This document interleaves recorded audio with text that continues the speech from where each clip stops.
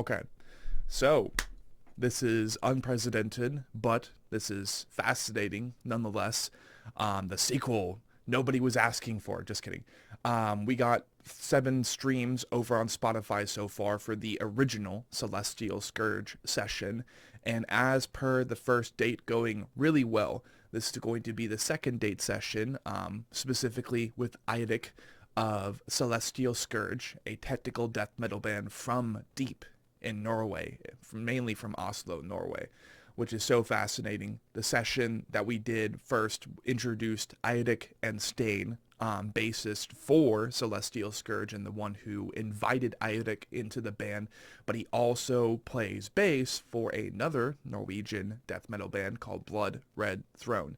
There were a whole bunch of bands that both Eirich and Stein ended up mentioning, so I look forward to reaching out to every single one of those bands, including Eirich's side project, RUUNE. I'll be reaching out regarding that as soon as possible. We'll get a session set up, try to coordinate a cross-cast with any other musicians involved in that project that may be interested. But tonight, Eirich's time, in which, we have I think an 8-hour difference between us. It's currently 9:09 p.m. for him. It's now 1:09 p.m. for me here on Tuesday, February 25th, 3 days out from that of Celestial Scourge's first full-length album, Observers of the Inevitable, which really, the Kickstarter of networking for this album and for me getting introduced to this band would actually have been through Caesar Aldrian, the artist for their album cover, who has also worked with plenty of musicians that I've hosted on the show now and hope to host on the show, including, and not limited to, the Stygian Complex, Shrine of Malice, and plenty others. Mortem Obscurum, that's another one we hosted not too long ago for the Wretched Anomaly or something like that. Good stuff. And apparently, Eirich has been very, very busy behind the scenes, not only with preparing him and his band for the release of Observers of the Inevitable, but also relocating. So tonight, really, my aim, my goal, my focus is to make this session, other than the Under the Skin session for Observers of the Inevitable, as easy and casual as possible. I want to make the commentary the least bit demanding and actually resort to the traditions of the show, where most, if not all, of the commentary that you will be hearing tonight, it's not meant to be so uptight. It's not meant to be so professional, and I think the only thing I have to contribute to the conversation is a new franchise flavor for Monster, Viking Berry, which has Ligonberry and other Viking-themed fruits and stuff. It's going to be a good time. I think it's going to be a good time. But for starters, despite how late it already is for you, how are you doing, my friend? I'm good. Thanks for asking. I just gotta say the pronunciation of my name there. That's pretty. You're pretty much just nailing it. Yeah. That's good. Yeah. You've been practicing I might have some blood in there somewhere. I mean, speaking then upon world history, what I've understood, because my father's side of the family tree of my legal last name, which I've kind of doxed myself on a couple times here and there, they actually got their start in Scotland, and some of the people responsible and at the forefront of the family name for so many generations, well, they became royalty over in Scotland. But the thing is, on my mom's side of the family, one of her mom's husbands who passed away, his last name was actually Thorson. And, it wasn't her stepfather and her mom who created her. Like, it was her mom and her dad, biological parents. But I always look back to both the Scottish lineage, the Irish lineage, and then on top of that, kind of rooting back, even if it was temporary, to kindreds over in Northern Europe, in Kattegat, in Norway, who would proclaim themselves to be Thorsons or Odinsons or Freydaughters. And that's because in those kindreds, as I'm learning over time, well, they had an entire village. Like, imagine here in the U.S. if you had an entire neighborhood, For example, I used to live in Lesendis over in Northeast Mesa. Imagine if most of the population of Lesendis, well, they all proclaim themselves to devote to Odin, Thor, Freya. It would be the same thing. They might back then potentially all have the same last name or something similar. Maybe the royal family, maybe the what is it? I forgot the term. There's a specific term for kindreds, and they're lords or something. It's earls. There we go, earl. So they're earls, and the earl's family, most likely, if not the entirety of the village, because that could allude to, incest or something. The earl and his family would proclaim themselves to be Odinsons or Thorsons. So going back through that, because, continuing and providing a bigger story upon such a casual question. What I also understood is throughout world history, when the Vikings first tried to invade Northern Ireland, they actually got their asses handed to them, ironically, by the Irish, by the Scots, because they worked together and repelled the Vikings, repelled the Ulfhednars and the Berserkers. And then I think more or less some of them, like maybe the Shield Maidens or something, would not only surrender, but they would like bear children with some of the Scots and Irishmen because they're like, you're actually better than our warriors. It's kind of hot. And then, genealogy would demand that lineages were then forged. So I would not be surprised if my family lineage on my father's side actually rooted back to one of those circumstances. Like one of my great grandmothers or some smack way back in the day could have potentially become a shield maiden who was wooed by an Irishman or a Scotsman, and then the lineage goes on. But that goes so far back, there's little to no way through 23andMe or Ancestry.com that one can pinpoint that. But, just a bigger story upon a simpler question, right? Because that's just how my brain works. It fills conversation. But, honestly, dude, accomplishing what you have recently in that relocation that we briefly mentioned, or that you mentioned before we even started the show, I'm sure that's exhausting. So how's the process been for that? Like, what was the, like, what's the reason for the relocation? Is it of exclusive, more like majority or growing majority convenience, or like what happened?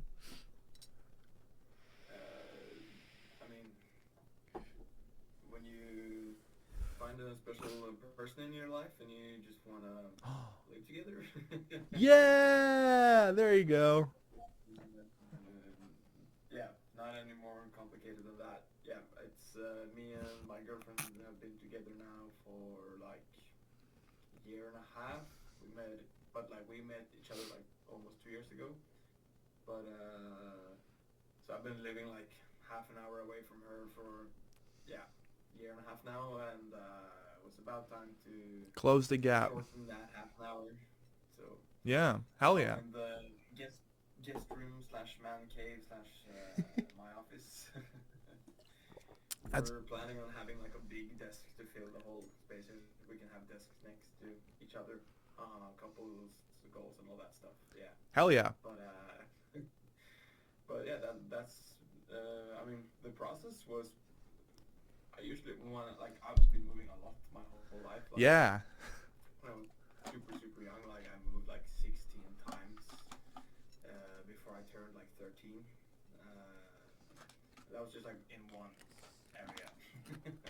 So, not like different countries. Like I know people that have lived like 3 years in France, 2 years in Germany, 10 years in Iceland, and then came to Norway or something like that. But like I've just been moving a lot of just like the same small area, just different houses. But, No, that's awesome. Yeah, no. So I hope where I am right now,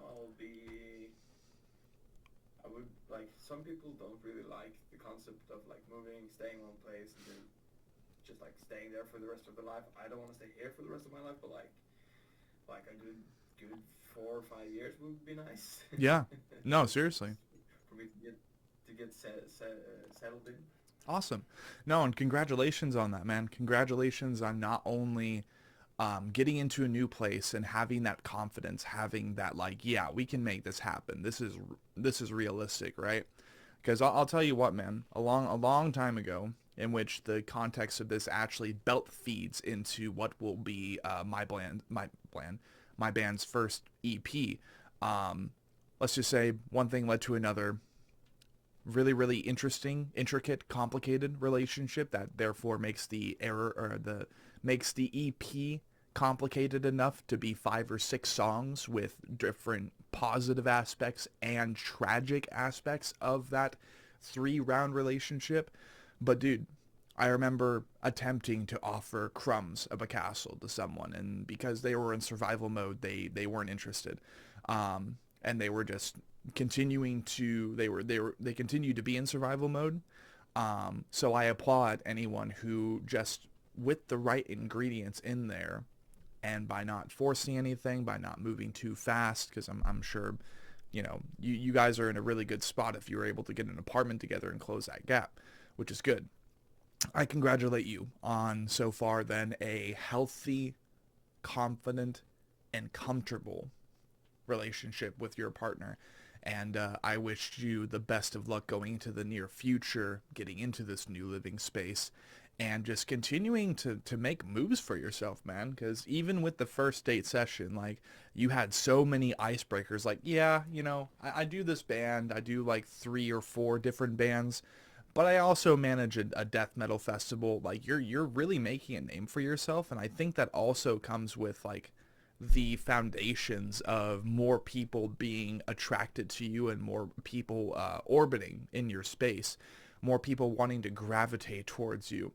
And it's not exactly that, to reference to earlier, that you're becoming an earl of your local kindred, because those are outdated terms for Norway. But what I can say confidently is I think that you being at the forefront of the future of Norwegian counterculture in certain aspects, well, of course more people are going to start gravitating towards you. So congratulations on securing an opportunity and just continuing to do really, really well for yourself. So with that in regards, Thanks. yeah, yeah, of Trying course. to trying to survive out there like everyone else. Yeah, man.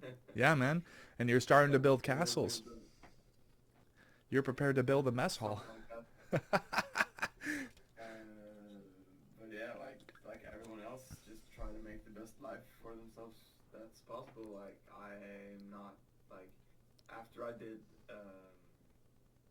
what's high school I think, Yes. or like I don't know the school like the equal terms to like call the different school things, but like I didn't go to university. Mm.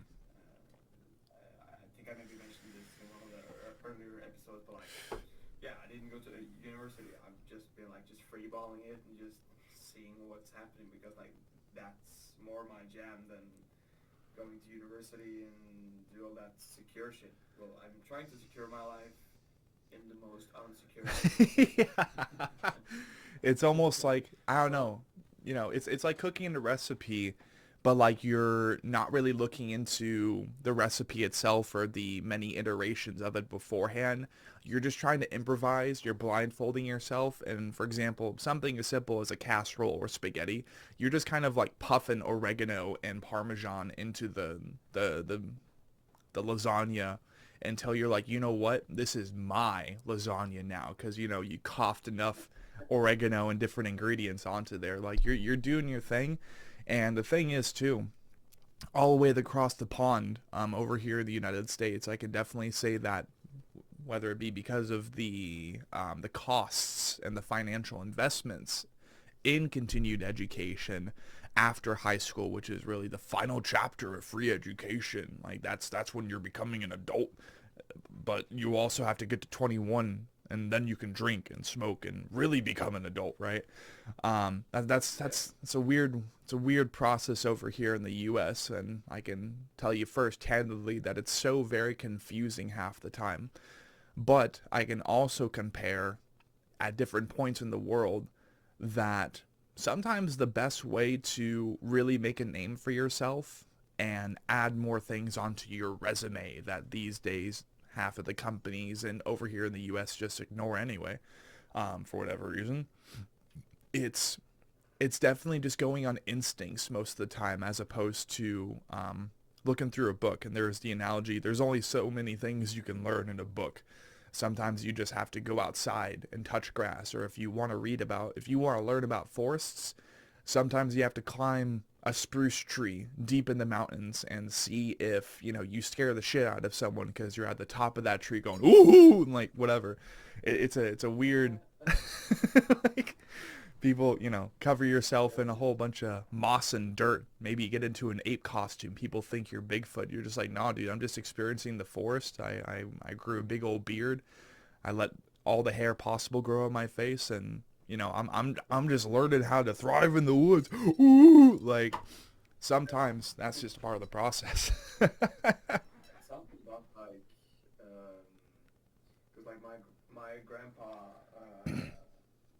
he like he's always like he's never not been daring, but like he's been following a pretty steady path that's been given to him, and I think he maybe like, and he's 82, 83, something like that, and the path he was given, like it was more him like honoring what was given to him by his elders, and like he was like felt that he had to like follow this career path. Well, yeah.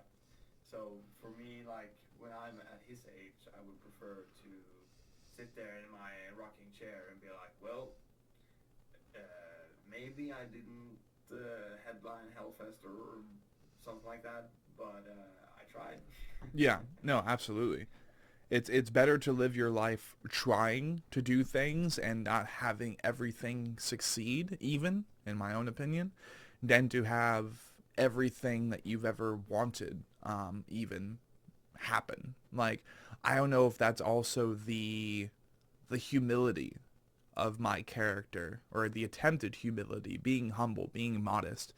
But the thing is, I have so many things that I'm planning to do in life. Most of what I mentioned in the first date, probably what enticed you to come back in the first place. You're like, this dude's planning to improvise a 6-book novel through a D&D campaign and turn it into albums? That's 3 different things for one creation. That is insane. And I'm like, yep. Why do you think I drink Monster all the time? Like, why do you think I stay hardwired all the time, right? But honestly, I had a question for you then, and like in regards to your grandfather's path, and then your reply in regards to yourself, your perspective on the matter.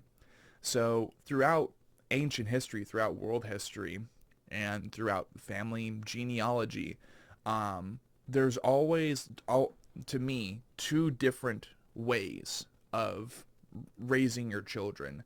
Either there's the method in which you want them to accomplish what you weren't able to accomplish, and maybe that becomes as specific as leaving your own specific ambitions for your children to accomplish instead. There's that, and and this is a quote from Interstellar actually, we end up becoming nothing but memories to our children. We become their ghosts. We haunt them over time as they truly carve out their own life. It's more or less like living in a cemetery or living in a graveyard and having strange residual anomalies, residual spirits pointing you in kind of the right direction sometimes. So for you, maybe in the future things go really, really well between you and your partner. I'm not sure if you ever plan to personally have kids, but speaking from the perspective, like everyone, this is something that we all share for the most part. When it comes to thinking about your own kids, and if you ever had any kids in the future, for you, would it be option A or option B? Like, how, I know this is a weird question, but I guess this is something I'm curious about if the question is applicable. Like, do you think that parents should have their children carry their ambitions, Or should they regard themselves as phantoms haunting their children's past and becoming memories eventually, but like just living with the kids in the haunted house? That is a good question, and it is like super relevant. But if I am to follow my mom's way to do things, is that like her goal in life was never to like make a duplicate of herself to try and like surpass her goals and blah blah blah. Like I think her goal was for me to carve that path by living life and just finding how this cruel, weird world works.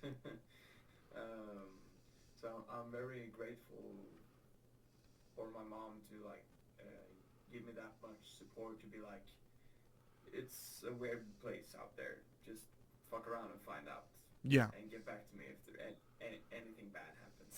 Right. So like, I think if I were to ever like have children of my own, not that nothing I really like have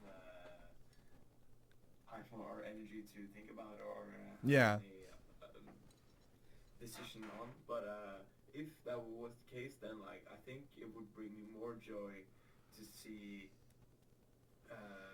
my kid like flourish in their own thing or Yeah. their own ambition, their own goal, their own dream, instead of them fulfilling something that I might not have, yeah, done.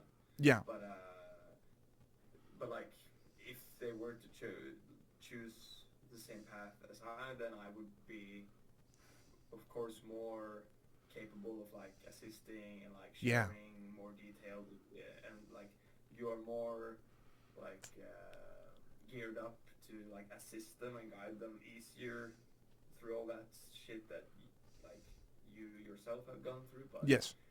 if my child were to like do something completely fucking different, like become like a professional drag queen or something, then I would be like, fucking do it. Then as long as you try your best, Yeah. like, Yeah. then I'm happy. So Absolutely. yeah, that's pretty. Yeah, I think that's my answer on that. Hell yeah.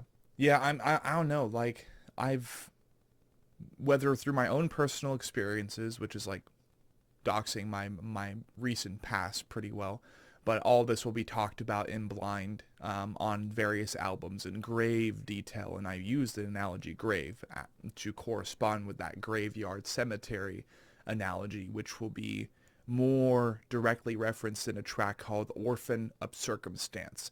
And it's called Orphan of Circumstance because I chose over time to become as close to an orphan as possible, as close to what most animals in the animal kingdom do. Because, I'm grateful for my existence, and this isn't to say that I'm not. This isn't to say that I am suicidal by any means. But let's just say my parents were literally never meant to become parents. And that's like the nicest way I can put it. They did their best. A lot of parents do their best. But only unfortunately, there were so many circumstances where they couldn't be adults or they were barking at each other and burying their teeth at each other instead of tending to their young. And it just complicated things. But the reason I asked that earlier is because for whatever reason, it isn't exclusive to my father, but there are so many parents in history who like almost become enraged, and I think back to castles and kindreds and stuff, where the king had all this set up and they were grooming and preparing their son and bringing him up, upbringing him, raising him to be the next king. And then the moment that he doesn't want to do that, like they just kind of kick him to the curb. I never thought growing up that would become a thing, critically digging into it. But like it happened. It happened a lot. And no matter how nice the person might have been, the king, for example, to know that there were so many people who were like almost obligating their children to fulfill their future ambitions and fill in their job that way. They'd always be royalty, or for whatever reason it might have been. It's always so strange to think back on how, one, creating the child can be seen as a selfish act in and of itself, because there's always the potential that a kid might not have the same past, the same upbringing as you. It could be better. It could be worse. And as a parent, you bring a child into the world, and then there's ultimately the chance that no matter what you do, you will be wrong, and that your child might actually eventually loathe you. And these are definitely darker what ifs, but it's happened. So I think back to that, and I'm like, man, how many children have been obligated to carry their family's ambitions or carry their father or their mother's dreams, as their parents kickstarted it but wanted it to continue, wanted the legacy and what they did to become immortalized in one way or another. It's so strange for me to think back upon that, because why don't you just let your kid do their thing, fulfill their ambitions, and then maybe they're inspired by what you've accomplished, whether in your young adult life or in your well-seasoned adult life. They get inspired and they return to that legacy, and that's a little bit more of a wholesome fulfillment of pride compared to the alternative. You know what I mean? It's just always such a strange thing to think back on. But after all, this world is strange. This world is cruel. But this world has plenty potential to be a very magical and wholesome and hopeful place. It's just how you decipher life growing up and how you observe and absorb the information of those around you who are then responsible for your upbringing. But sometimes as you get older, I think it's fair to say that you just end up feeling like you're in a cemetery. And well, you can't exactly be at the cemetery your whole life. Like, you got to get a change of clothes at least, and there aren't really houses in a graveyard. So then eventually you have to end the conversation with the dead and kind of move on to the rest of the world. But that's just an analogy for ghosts. Ghosts are, after all, as far as we know, just they are people. They were once people, but now they act as reminders of history. They act as reminders of the past. And then sometimes, if they're more evil, they can act as reminders of ancient evils, I guess. So we did end up talking a little bit about supernatural and paranormal stuff last time. And as per the cross brand, I guess, this being the cross cast, blah, blah, blah, blah, blah. But it's not all about me. Something I'm definitely trying to look into in the future is country, counterculture, and conspiracy. So, like, I don't think we ended up talking about it that much last time. We more or less reflected upon, I do believe, Stain and his experience of most likely experiencing hallucinations, feeling like he astral projected, but it could have been just because of the medication. I don't think we ended up digging into any stories that you had. I think I remember that you didn't really have any stories. You only talked about like the dark forest theory. Ah, yes. And stuff like that. Mm. But nothing like I don't think we mentioned anything like out of this world experiences ourselves. No. No. I don't think so. Right. So in that case, we talked about the dark forest hypothesis last time, which is a very haunting premise that, you know, the reason that we've felt so alone all these years is because, like us, there are us and other sentient species throughout the cosmos that are just trying to hide. They're trying to keep quiet. And give the impression to the rest of the cosmos that there is no life. And if that, it's very, very primitive, it's harmless, it has no means of maybe evolving past the planet that it came from and evolved on. There's so many different things, but most importantly, it's like, well, you kind of want to stay dead quiet in the woods when you're hiding from Jason or the Predator or maybe even the Skinny that's like trying to find you, right? So then we talked about that. We talked about a hypothesis. How far down the rabbit hole have you gone personally? What's Like what's the strangest in thing those that you've read theories, about?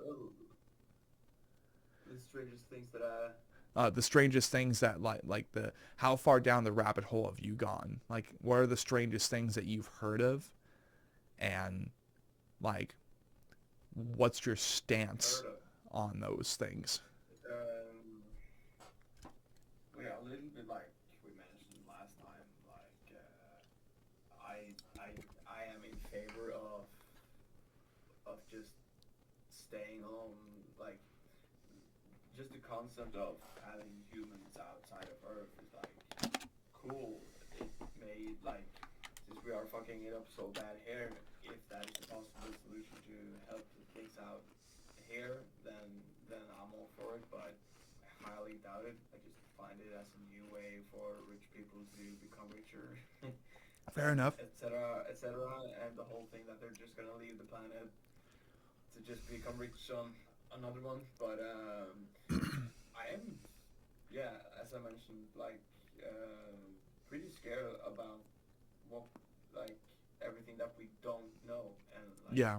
hopefully never will know about because who the fuck knows what's out there and it's fun and fascinating to think about, but also it's like if we start sending out a bunch of signals and all these like cameras and like those satellite observatories that we send out and stuff. That's not the right word for it, but that's what I. Yeah, yeah, you're good. But like, and all of a sudden they just pick up something and like, oh, what's this? And that's an easy prey, and they just come and just fuck us over. Yeah. Mad. As per Dimensions Unfurled. Would, yeah, yeah. I would rather not that happening. Mm. But it like space is fun. It's also really fucking scary, as we said last time. Yeah, for sure. So in that case, let's kind of switch it up, right? Because Celestial Scourge, as you know, this session is more or less representing the new album, and kind of deep headfirst diving into more cosmic conversation. Let's keep it down to earth. Let's keep it a little bit more humble and grounded, you know, kind of soaking up the soil. So for me, there are so many things going on here on earth right now that are kept quiet because it is of great inconvenience, or it could easily change the history books globally forever. I think one of those many things is the community behind like Bigfoot and Sasquatch, and basically the missing link. But if you go to the right places on YouTube, they got some pretty good footage. They got some 4K resoluted photographs and video footage of Squatch, apparently, looking through trees at them, some angry, some more peaceful. So, if anything, continuing upon a more grounded supernatural and paranormal conversation, whilst the subject material is still behind closed doors before what is apparently going to be an awakening of sorts here in the next couple years. What is your opinion on like more grounded cryptids? Do you guys have any? I think I asked that before. Like, do you guys see frost giants every now and then in Norway or some shit like that? What are some, if there are any, that you even heard of growing up, really? Because I would love to hear about these things. I don't think I've researched into the cryptidology of Northern Europe and specifically Norway. Growing up, at least, were you ever told any fairy tales about local monsters hiding just beyond the woods, hiding just beyond the trees? And if so, go ahead and educate us on the cryptidology of Norway. from when you were younger, and what you remember, of course. Like, there's a shit ton of scary, weird fucking creatures in like Norse mythology and like Norway in like the 1800s, 1700s, or like way back. Like when you worked on these farms out in the middle of nowhere, and you had like 6 kids, and one way of control management is to scare the shit out of them. No, you're not wrong about that. Yeah, so a lot of those creatures were created, like Krampus in like the German thing, like all these different things have been created for kids to not misbehave and stuff like that. But especially one that sticks out to me personally is the very famous one called Nøkken, which is it's written like N and then the weird Ö that we have, like the O with a line through it. Oh, I see. The 21 Pilot thing. Yeah. Popularized. And then just KKEN, Nøkken, or Nakken, or something like that. But Theodor Kittelsen, I believe it's Kittelsen who did that one, like this famous painting or drawing of this creature who's soaring over the water line with the glowing eyes and like the lily pads and all this gunk over its head, like just cloaking itself in these ponds and what do you call it, like is it a lake? Is that the right word for like it's still water, but it's like fresh still water? Yes. Yes. Yeah. So like in lakes and ponds throughout like Norway in the middle of the forest. So when you were out like playing in the woods, you would never like jump in the water because Nøkken would come and draw you under the Whoa.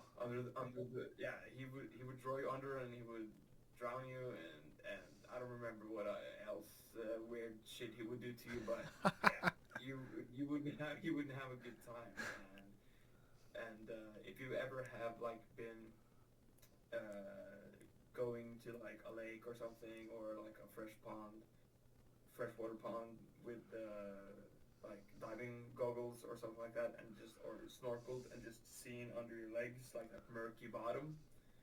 The first time I ever did that, I was probably like, I don't remember, maybe like 10, 9 or something. And I remember like my mom telling me about Nøkken and that story, and just like looking down and seeing like the reeds and like those lily pad roots like just soaring in the bottom there, just like trying to like come and grab me. It felt like that scared the shit out of me.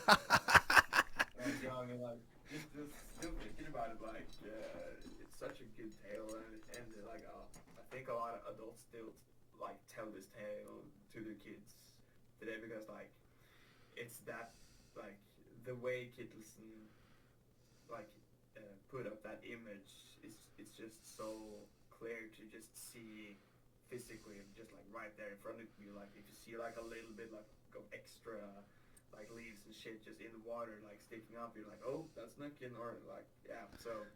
So that's the story absolutely is stuck with me for a long time when I was a kid. But you have other weird creatures as well. You have Fossegrimen, which is like a little devil thing who plays a fiddle under every like waterfall. I don't remember like 100% what he does. And then you have Huldra, which is a chick that walks around in the mountain, and she has a cow's tail, I believe, and she's just playing hard to get, and she's really pretty, and for some reason she's sign me up. Yeah, you want to tap that for some reason. I don't know why, but she draws you into her like lair and kills you or something. Yeah, there's a lot of weird ones, but Nøkken is like it's pretty famous. Yeah. And it's the more, like one of the more haunting ones, if you like think about it. Yeah. I mean, I can see, because the thing is, I've heard of a lot of these cryptids and their interpretations in Northern Europe and Norway, and how really that is supposed to be pardon me, that is supposed to be the reach and the extent of their legitimacy. And for Norken, I can easily see that being a method to, oh, I don't know, prevent kids from drowning in an ice lake, because eventually, you know, you might get so numb from the bitter cold and the freezing cold waters that it feels like something's dragging you down, but really it's just the lack of oxygen in your body as you run out of air or you freeze to death, and then you just kind of go to the bottom or you float to the top, but you're stuck under the ice. And then how much more horrifying and real that would be for, you know, park rangers or the local police and your parents and a search party to be having to look over that lake, maybe even in the middle of winter when it's well frozen over, and they're just trying to look for your face at that point, your lifeless face just under the ice, maybe even frozen, stuck in there like cryonite, or I was about to say kryptonite, but that wouldn't work, would it? You know, you're stuck in an ice cube, right? And it was just because you wanted to go for a harmless swim. Now, of course, you're grown, you're older, you understand that these stories were meant to keep kids out of trouble, keep them from getting kidnapped, keep them from getting, like, freezing to death and just drowning in an ice lake. But other than the one circumstance where you went into a lake over closer to you, and you looked down and you saw the lily pads, but you almost saw a clump of mud like move up, and you're like, oh shit, Nokken. Like, other than that, were there any other circumstances where, like, via your imagination or afterwards, you're just like, no, there's no way that happened, the same way that I've experienced in my young adult life now? Did you have any other events or circumstances with friends or family to where, like, something felt off, but for the most part you dismissed it? Because as far as I'm concerned, when it's not like fully just like, oh yeah, that was absolutely a Nokken, I saw the red glowing eyes and everything just kind of darting through the water. If it's not that, then I mean, as far as I'm concerned, there are so many stories that people just refuse to tell because they would rather dismiss the legitimacy of monsters being where they are, being closer to where they are, and even within driving distance. They're called monsters and cryptids for a reason. It's because at the root of fear is simply what you don't understand. So, without overcomplicating and extending that question too far, did you have any other events or circumstances that later you just dismiss, that you want to talk about, that you want to share? Well, like, I was pretty afraid of the dark when I was really, really small, and I like just the thing I hated the most when I was younger was to just go to bed, just knowing that shit's about to get dark. But I also grew up in a wooden house, and wooden houses up from where I'm from would, like, especially in winter and fall, where you have those insane like winds and the whole like all the crackling noises and like big fucking booms that just come from all the wood crackling because the house is like actually moving. Like, I think that kind of desensitized.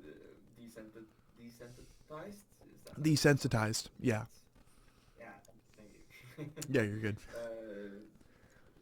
Yeah, did that to me a lot, but I really like one of the prettiest images you can experience up in the mountains is when the snow, like, you're above the tree line, you're like walking across, like, not like on top of a mountain, but like in the mountain range, Yes.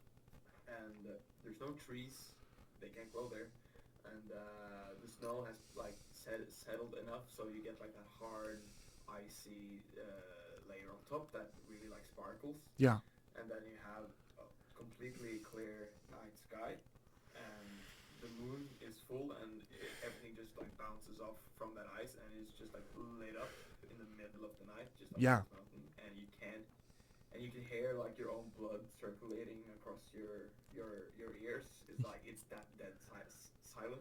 Yeah. So there have been times where I've like done one of those walks or like been up on a mountain like that, and it's insane how much like the wind just fuck with you. Like Yeah. I've heard the wind tell me so much weird stuff. So like especially in that kind of scenario where it's like you're not supposed to actually hear anything, and then like something like flies by and yeah and whispers you or something and just like freaks you out, and then you're turning around like did anyone like who told me that? And then like well there's no wind right now, but like I also had a cabin way up in the mountains too, and like those winds you hear at night, they can be fucking terrifying, dude. Like, Yeah. and they can so many different pitches and octaves and just yeah. So many times where nature just plays these like weird tricks on you, but they just don't really make sense because in all these books you're like, oh,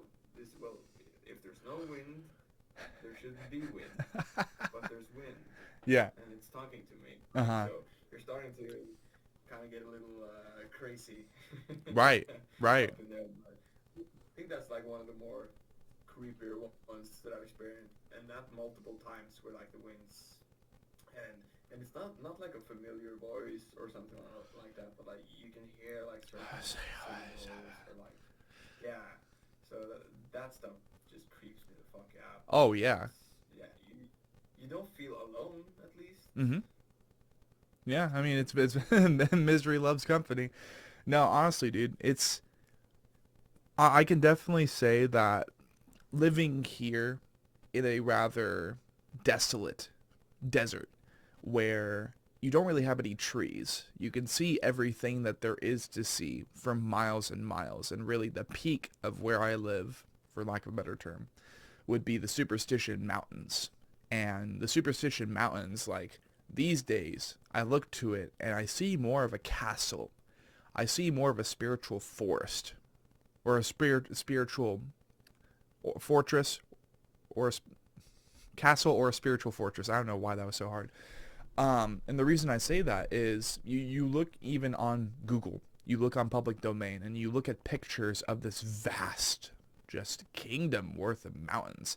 And then if you are over in Queen Creek or Santan Valley, which is a city I used to live in, I lived off of Ironwood more specifically, for the most part, it's just flat desert because they are slowly but surely expanding and preparing for most of California, Oregon, probably Washington, like most of the West Coast.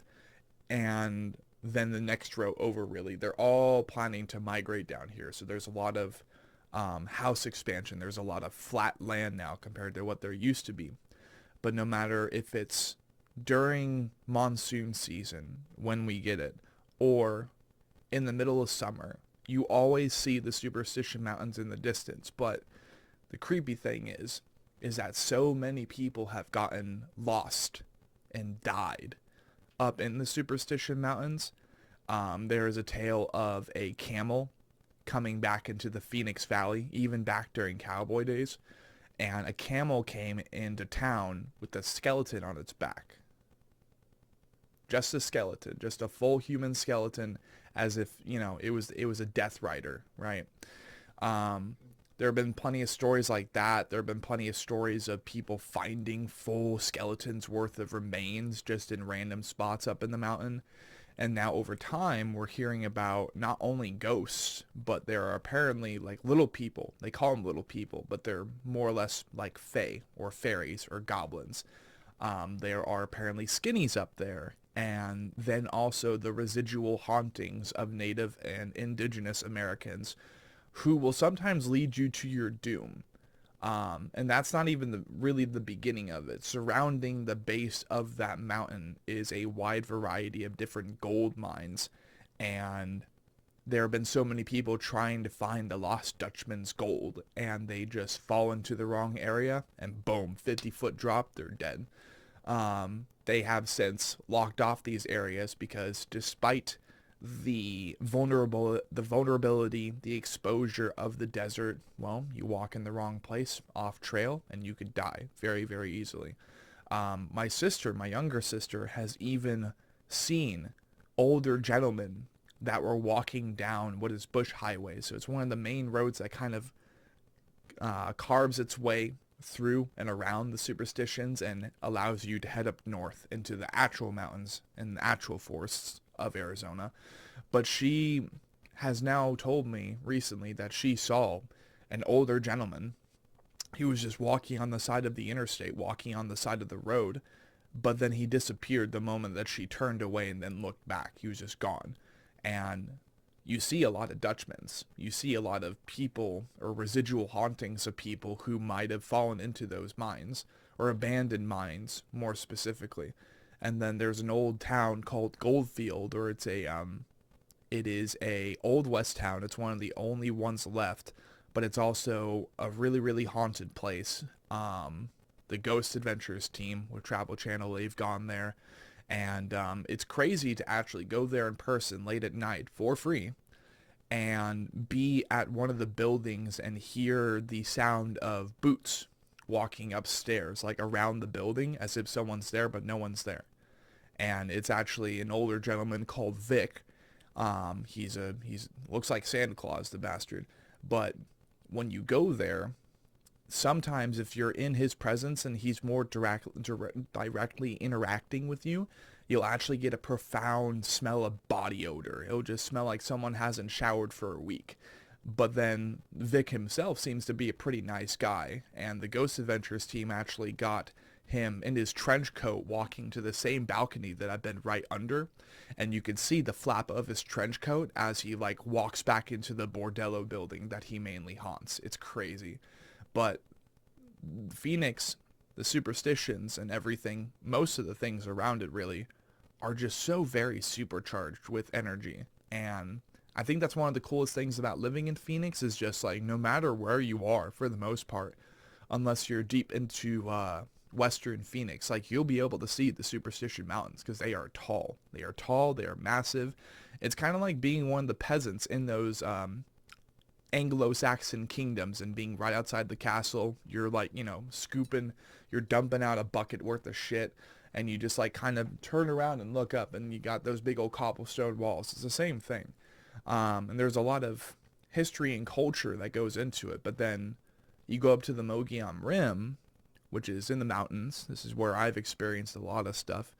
And for example, the most legitimate alien abduction that was also brought into court, the people involved with the abductee, they were questioned using a lie detector. They all told the truth, saying that, yeah, he was kind of beamed up by this random UFO, disappeared for a week, and then came back, and we found him in the woods, naked. And he was scared for his life. He was screaming at us, and then we had to clothe him. There's a movie about it called Fire in the Sky, and it's really good. But that all happened up on the Mogollon Rim. And then on top of that, there are definitely walkers up there. I've met them myself. There are Squatch up there. I've met them myself.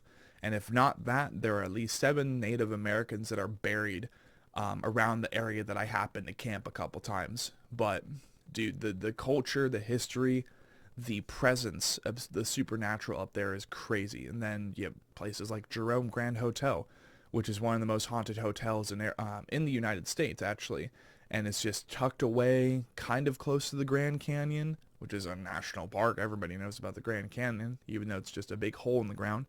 But the Grand Canyon, funny thing, we're learning recently, has near Egyptian catacombs, and there's even a sphinx that they found in the Grand Canyon that's like kind of carved away and shaved away a little bit, but it's like at the epicenter, its own island in the Grand Canyon. And they're like, that's a sphinx, isn't it? And then they closed off the entire park because they're like, yeah, we need to check this out now. And the South Mountain here in Phoenix apparently has petrified skeletons of dragons and giants. And it also has other ancient human hieroglyphs and petroglyphs. And there's even a door up there that closed recently when an older gentleman went up there to explore because he was hiking. He heard the sound of a door closing and found out where the door was, and then they closed off the park for that too. So there's a lot of stuff going on here in Arizona that just is hush hush right now, and it's really fascinating. But that's the main reason I asked. I wanted to let you go first and tell me a little bit about, what's going on up in Norway. But I don't know, man. There's just so much in this world that we do not know about, but I also understand, for what it's worth, and respect the reason why the people behind the scenes, a lot of them, including the FBI, the CIA, and then the corresponding iterations country by country, are keeping a lot of things behind closed doors. And it's because there's a lot about this world that we don't understand, that we haven't been told yet. They're just slowly piecing it together. That way we don't have another War of the Worlds radio broadcast scenario where people are committing based off of a radio broadcast and a social test. I'm not sure if you've read upon that, but Jesus, dude. We Like, talked about it. The people killing themselves because yeah. it was gonna, yeah. Probably one of the most, like, really, I think if it wasn't for people offing themselves after that radio broadcast, I think we would know a lot more by now. Like, that was timeline changing. But, let's see. So you've more or less had creepy experiences up in Norway. You thought, you were in fear of a Noken being in a lake that you dove into. If not you, I guess, do you know any friends or family who told you stories growing up and you're like, whoa, this is real? Like, anything like that? Yeah, like it's like since the children's stories and all that stuff is so mixed in with like nature we're always surrounded by, it's like a lot of it, like I don't know, like it's rare that I hear situations where people are like actually talking about someone or something being seen, other than these different tales that like you've been told a tale, you hear a weird noise in the mountain, you're like, oh, it's that thing. Yeah, yeah. It's very rare that it's something else apart from that. Like you always have people experiencing a lot of different stuff. Like I know a person who had 2 brain tumors, and like the stories I've heard that she told me whilst having them was just like insane, and I could never like believe that happening. What she told me, which was like she saw like all the people that she's ever known that have passed away, just started like walking in like a line in front of her, and stopped and like said hi, and some of them just went by. Whoa. Stuff like that, but the closest that I've been with like my mind tricking itself like that is like I kind of mentioned before about sleep paralysis. Yes. And stuff like that. So other than those kind of situations, then I don't really like. There's in Norway we're just fucking around in the forest and the mountains. We're just chilling with nothing, Well, if anything else, if y'all haven't had any compelling newspaper headlining stories, it's time to get to work on some Blair Witch-esque stuff. What is it? I think the last thing closer to Norway that was made in that medium was Troll Hunter. It's a terrible movie, but it's fun. It's fun to watch because it's very much found footage, but it's like this team, I think, up there, and there is just like one dude, and he's like, I'm a troll hunter and I work for the government, but also they want to keep me off the books, so I have to keep the secret of trolls safe. Oh, you mean the Norwegian film? I think so. Yeah. No, Trolljegeren. You know about Trolljegeren? I love that movie. I love that movie. That's so funny. The main guy there, Otto Jespersen. Yeah. He's like one of like Norway's like peak. I wouldn't call him like, well, he's an actor, but like I don't know. He was like an old comedian back in the day. Like Really? That, and yeah, he was just such a nice guy. And you know the Ice Age movies? Yes. he's the guy who's voicing Manny. Really? Yeah, Oh, he's that's got that deep, he's got a deep radio voice. I see. So for like the Norwegian dub or like the Norwegian Yeah, translation, yeah, that's yeah, funny. I yeah. love that. But all I gotta do when I saw that when that came out, I was so like, oh, this is so scary, and like, and then I watched it like not that long ago. I was like, holy fuck, this is terrible. But in a good way. Like it's like a great dumpster fire. You just gotta watch it. You just gotta. Yeah. No, honestly, I want to see so many more movies like that. And I know, what is it? Netflix signed like some type of contract and made a troll Where did you movie. find that? Oh, really? I found it on Hulu. I think, yeah. Like Hulu or Netflix a long time ago. I was hella young when I first watched that. And Really? that was when Josh Gates's Destination Truth show was still like a banger on the Travel Channel. That was the one where he was going after like UFOs and chupacabra and giant anacondas, and he would film in like a found footage thing, and he did that for a long time. But then it went from Destination Truth hunting after monsters to just Expedition Unknown, which is supposed to be like a more matured, more sophisticated, more like substantial and educational show about going to like ruins and like certain niche places in the world and not going after monsters, but like toying around with the mythology and like, oh yeah, like this could have happened, but most likely it was this instead. And I'm like, come on, man. You're like counteracting, you're contradicting everything you did when you were younger, even if it was fake as shit. It was fun to watch, you know? But I definitely want to see more stuff like that out of Norway if it's possible. Like found footage films is my favorite genre of horror. We did indeed, because of the Phoenix Lights, I'm not sure if you read up on that, or even watched the footage for that. Like such a cool thing to happen here in the Phoenix Valley, and the fact that like I can just look a certain way and look to South Mountain where those petrified dragons apparently are, and like, you know, 1, 2, 3, 4, 5, 6 just over the mountain, and some people telling about how like, you know, it went, whatever this thing was, it like went overhead of them, and they're like, I couldn't hear anything, but I saw the six lights, and I saw this massive triangular shape, right? There was indeed a found footage film called The Phoenix Lights, and that was a really, really good movie. But then there's also another weird found footage film called Sangro di Cristo, which is about a town here in Arizona called Sangro di Cristo. And it's about this dude who apparently survived a zombie outbreak in a very, very small, isolated, like town of dirt from Rango styled city, just somewhere randomly in Arizona, and 55 bodies. Like he was the last one to get out, but he killed 55 people, so they put him to death.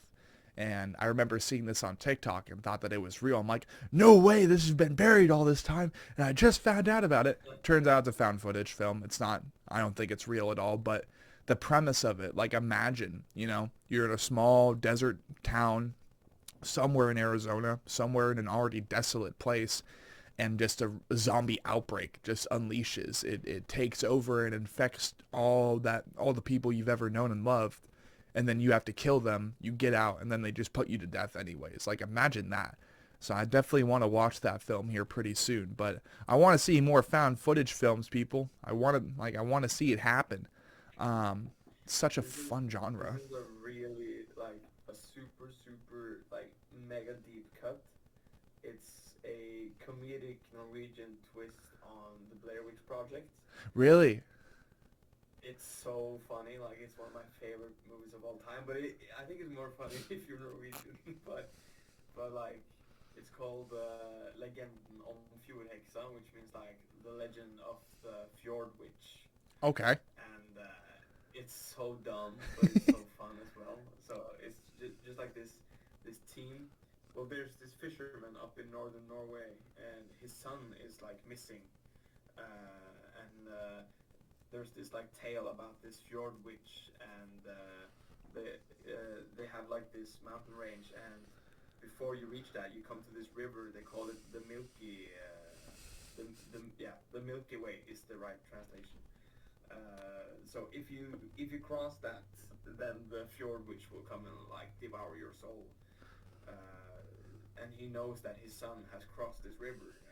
So everything is just like this handheld dude, just filming them in the forest, crossing that river, and this shit just turns really bad really quick.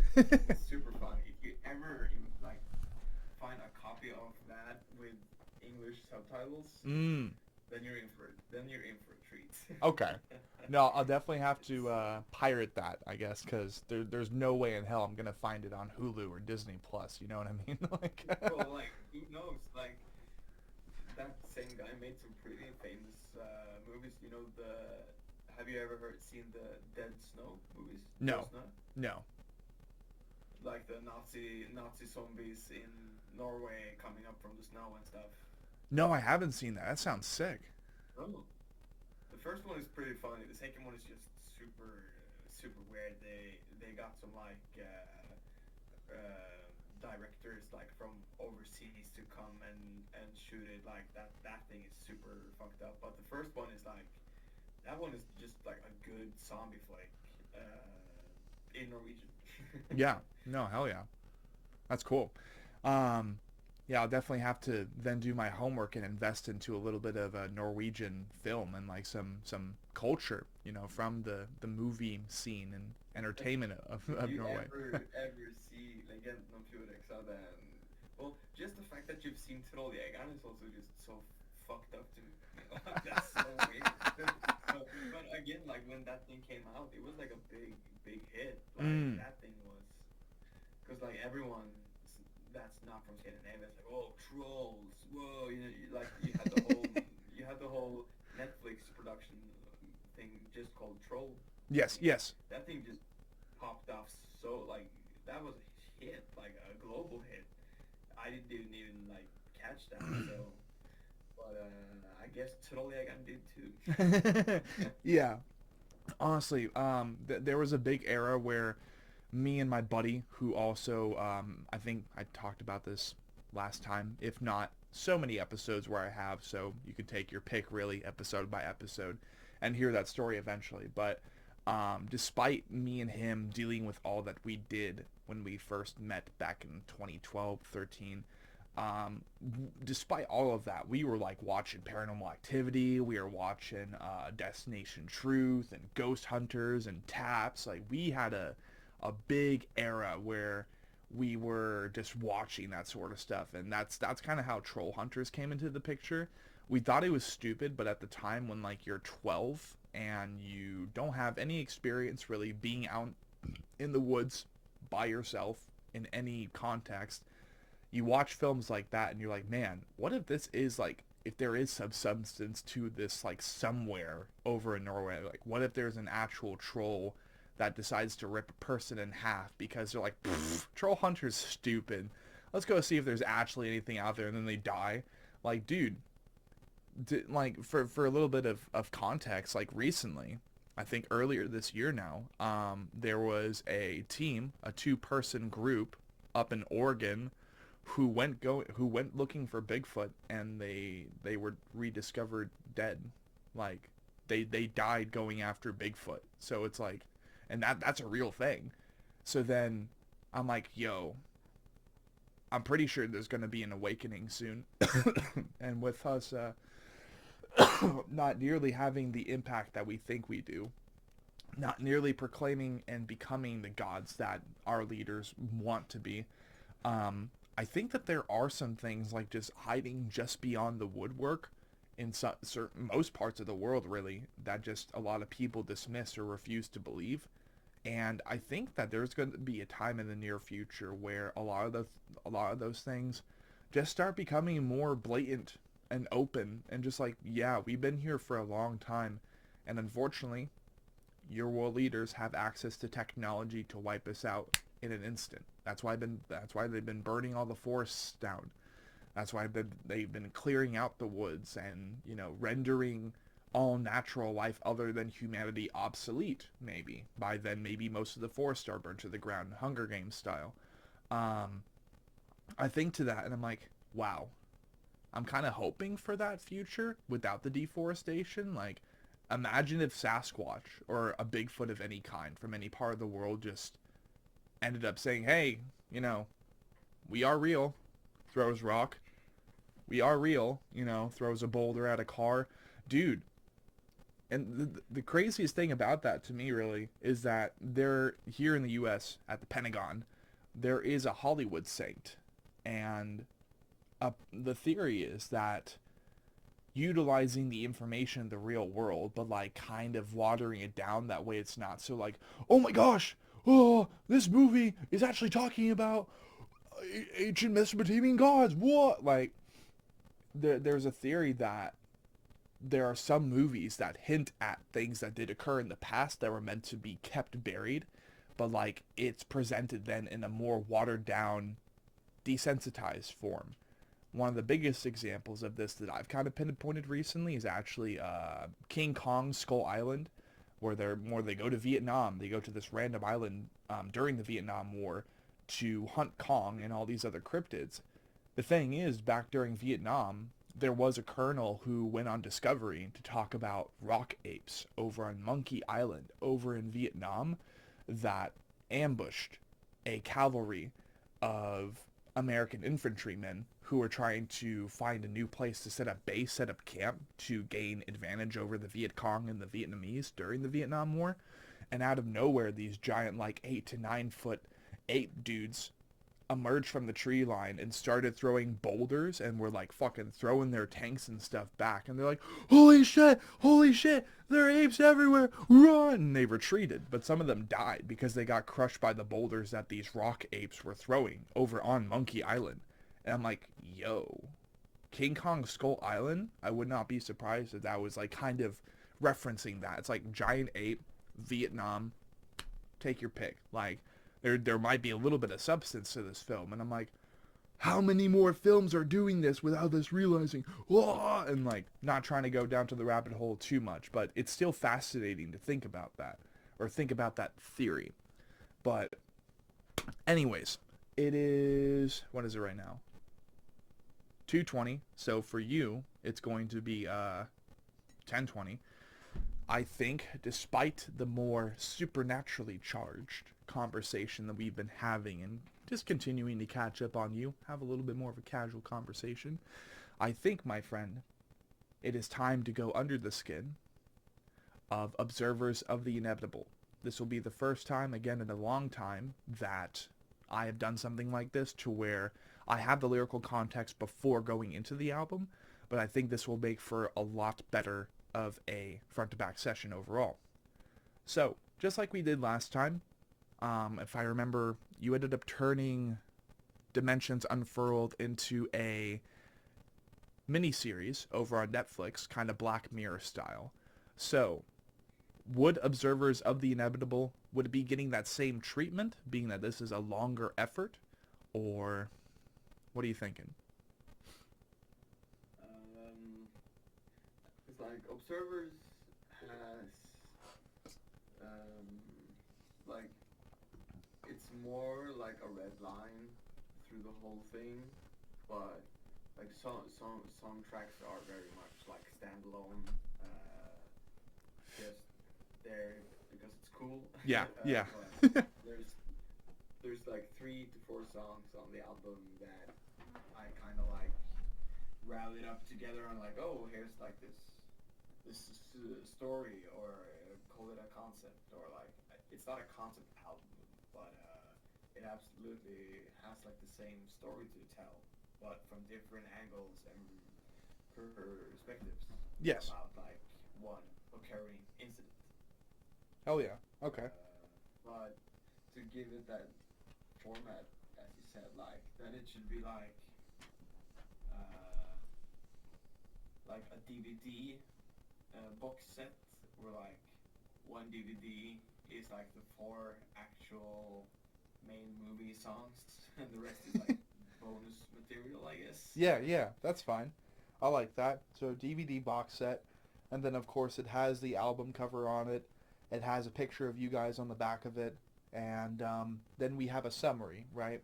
We have to have some sort of summary. Otherwise, simpler minds won't really be interested in checking out what the entirety of the album has to offer.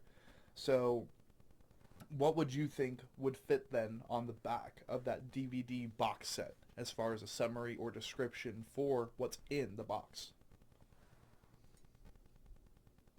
That describes this colored movie in Yes. this case. Yes. It's probably that Observers of the Inevitable is like the most generic start and end to like that type of story, but it's done in the most fast-paced, like comically done, brutal fashion. Yeah. So a good old space slaughter, but yeah, there's there's barely any room for there's no romance. Right. Okay. Yeah, so no romance, one continuous narrative, and then some bonus materials. And that would, pretty simple, pretty straightforward on the back of that DVD box set. So then, my friend, let us dive straight into the track listing, okay? And what do we got for track 1? Track 1 is it's funny because the working title for that one, we just called it generic intro. Because it's just built like a generic intro song. Right. With like this intro theme going, but like we managed to actually kind of blend it fairly well together to make it like, as we don't, because a lot of albums separate the intro from like the main track on the street, like with the track titles, but we managed to like have one whole intro for the album also becoming like one whole song. It's called The Advent of Deities.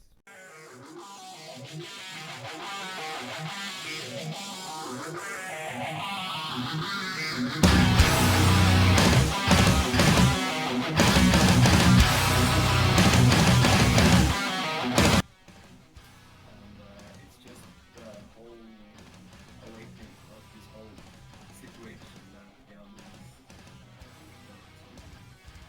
experience. Right. Sweet.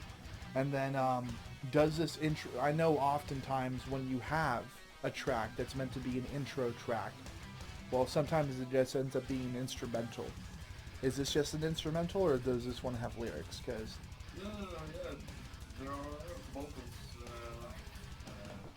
and something in the song. okay. So we usually open with this live, the guys they just go up on stage, they do the thing, and I just come out there like with flair or something, and start doing my thing. Right. And with this intro track, then, if it's meant to, you said awaken. I like the way you said that. If it's meant to awake you to the narrative and the concept of majority of the album, except for those bonus tracks, what would be a standout lyric in the song that best describes it, or is meant to best describe it to simpler minds or surface level understanding? Yeah, I think probably the first, like, ground shaking allows all with like false daylight soon to be emerged. Yeah, those are the first times, like, the ground is shaking and shit's about to go down. You're like, physically and mentally Hell yeah. Hell yeah. Cool. And I do believe that, from what I'm understanding, it's literally just for the sake of awakening. It's like waking up from a nap or something, or waking up from deep sleep to this narrative that's going to be really in your face for most of the album. So, let's move right on to track 2. What do we got?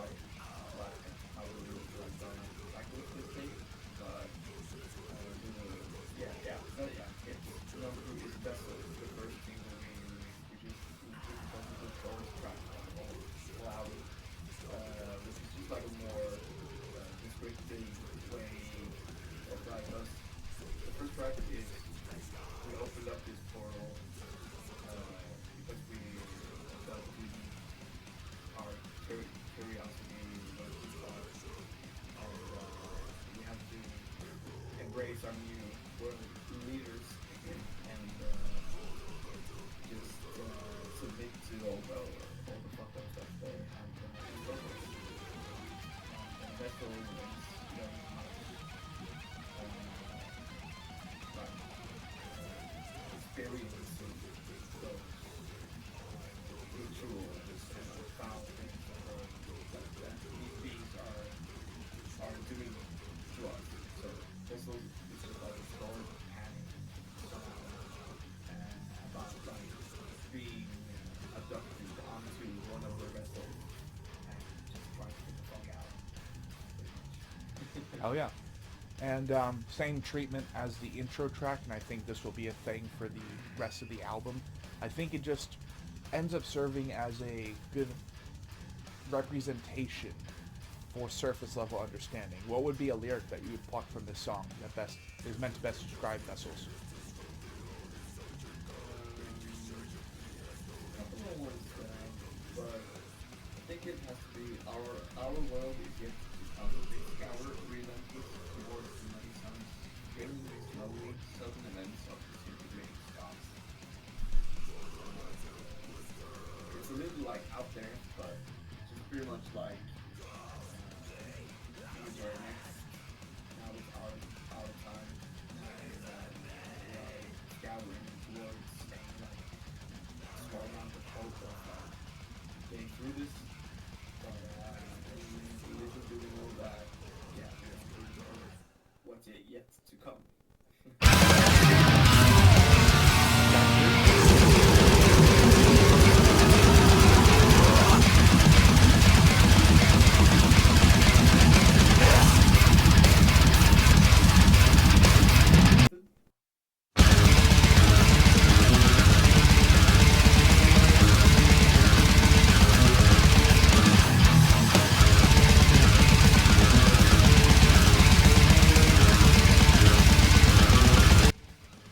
This is like one of the more standalone tracks, but speaks very much what it's saying.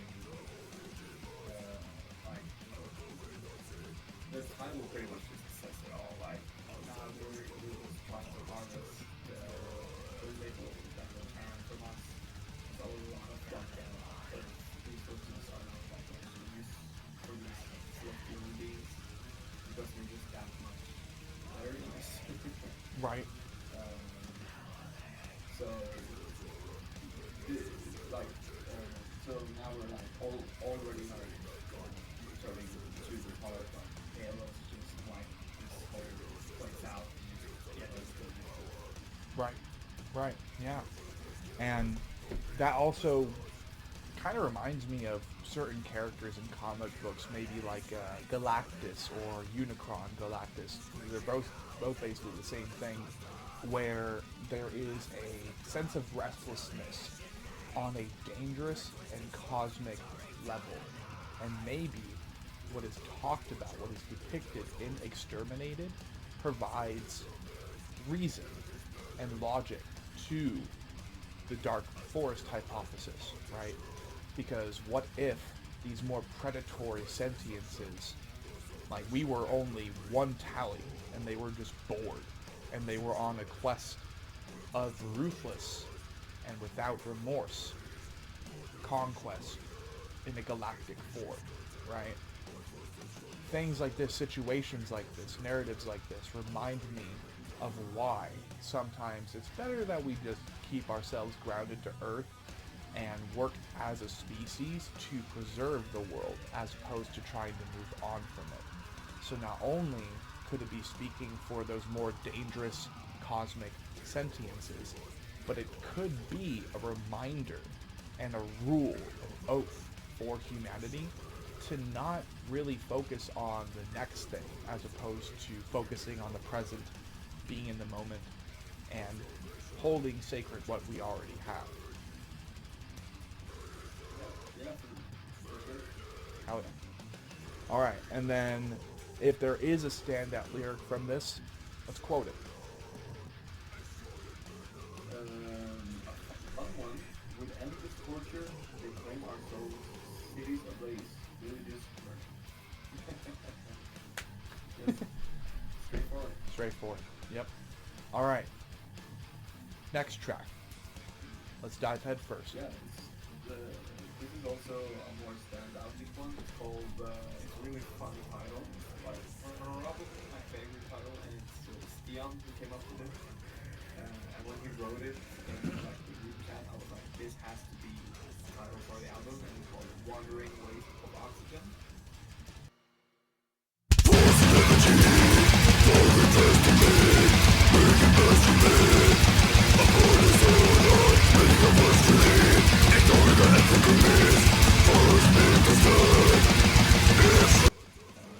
And it's pretty much just about there are some people or human beings who are simply nothing but a wandering waste of oxygen, time, and space.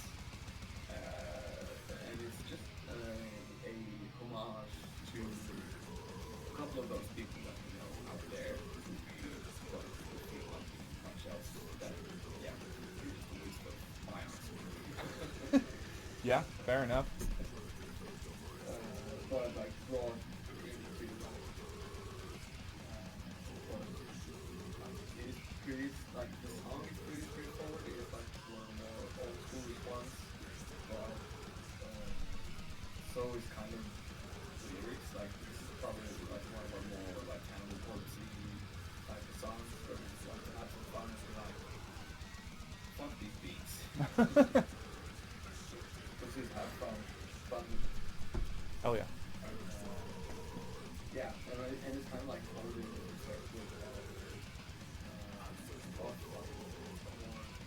not that we call ourselves as microconservative groups, but like how some people look onto themselves as like greater and bigger than anyone else, but never like kind of just like bashing that statement and we're making these beings as tiny and puny as possible and just making small and possible. Yeah, humble them. Humble the egotistical. Yeah. Yeah. Oh yeah. And what would be a standout lyric for this one? Probably the chorus. It's we tore his bones off, we wrecked his tiny face, watch as he stumbles, watch as he fails miserably. To all enemies. Yeah. Sick. Alright. An anti-bully song when Celestial Scourge does not tolerate bullies.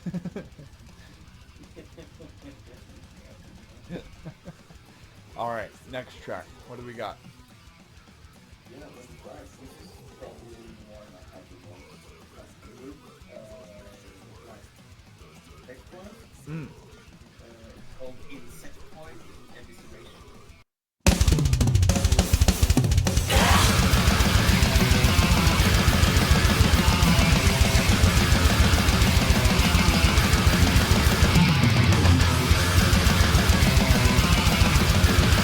And it's also like a more standout song, but it's like everything that we like talk about in these songs on the album. It's all happening on the same time or like same time frame. Like it's not like oh this is like a fictional place and this is like everything is in the same fiction. Like, so this one is about like society and scientists pushing the boundaries of like the whole not that I really want to get straight into that, but I think it was one of Trump's sons. He's kind of like investigating and enhanced Olympic games. So like Olympic games where it's allowed to go on steroids and fixings. Not that it's like nothing to do with like, but we try to find ways to expand like human potential. Yeah. So there's this scientists who find like the exoskeleton benefits from insects. Probably like a bunch of sci-fi about this stuff. It just came up to my brain one day, like it did many others, I guess. Yeah. So they just started fucking around with like insect benefits for cancer patients, people who are sick and in need. And shit starts to like people want more. It results that like shit is like quarrelsome into this chaos where some of them finally mutate and become an insectoid. So they just like roam around the earth, and part of the beings that you see on the cover are one of these insectoids. So it's pretty much just like humans trying to like eviscerate and destroy these insectoid experiments that escape from time. I see. Yeah. And I mean, it's very interesting to me that you end up mentioning like exoskeletal technology, because when I think of that, some more like mainstream American iterations of this concept would be games like Call of Duty, Advanced Warfare. Yes, I am a COD Kyle, but that's like one of my least favorite games. But you focus on the technology, okay? That's what I'm trying to talk about here. But I think of exoskeletons, and I think of the fact that just like so many generations before, it seems that we aim to utilize the advantages here and there of certain animals on the planet, but we will soon utilize those advantages to conquer those species and make those species obsolete. At the very beginning, it was stuff as simple as killing a predatory cat, killing one of the apex predators and wearing their fur, going out to the battlefield, and maybe back in the day, every now and then they would utilize that. They would like kind of roleplay for a second. Some of the first furries, that's a joke. And they would like, pretend to be a cheetah and then, have that fur on them. They would be doing the whole thing, and then whoop, surprise attack, and they kill another cheetah. And they continue doing that. I have no idea how that works. Maybe that was a thing. It's very, very hypothetical. But over time, human beings, we look to other animals and we're like, okay, so what if we could do this, but on a more doable to human scale? And I think exoskeletons are definitely the next best thing. But as someone who is not a scientist, as someone who attempts to be humanitarian but ends up being a misanthropist half of the time, and just loathing where it seems that humanity is going, easing on or cheering on a near future where species that have remained dormant in the earth, kaiju-sized animals, are finally starting to emerge from deep within the earth's roots to remind us that we're still not there as far as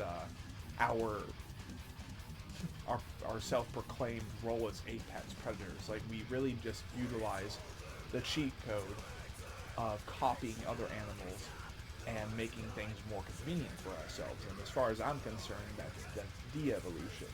But what can I say? It's been centuries since we've been doing everything that we have been, and so far we have indeed been successful. It's just we've accomplished everything by more dirty means, as opposed to actually evolving and actually developing certain appendages and shit. But that would also encourage a more primitive evolution, and well, no one wants to be 1/16th or 1/20th of human evolution. They're like, I want to be able to communicate with someone all the way over in India and not have to travel to India. Boom, a phone. I want to be able to chop up my fruits a certain way in very specific measurements. That way I can make it taste better and make those tomatoes taste better and make all the ingredients taste better. Oh, like that's agricultural technology. We continue to utilize cheat codes, but I think the idea that behind the scenes as well, not only are there cryptids, but there are probably also failed human experiments to copy cryptids or even copy gods, and again, self-proclaim ourselves as gods. That's always something that I try to keep in the forefront of my mind while tucking it in the back corner, where that corner needs to be scrubbed because there's a lot of dirty shit back there. But it's very interesting a premise, so awesome. I think narratively I'll end up connecting with this one a lot more than being insectoid evisceration, because it is indeed the evisceration of any sense of organic evolution and organic and authentic, more natural change to humanity. Let's go into the next track. Yeah.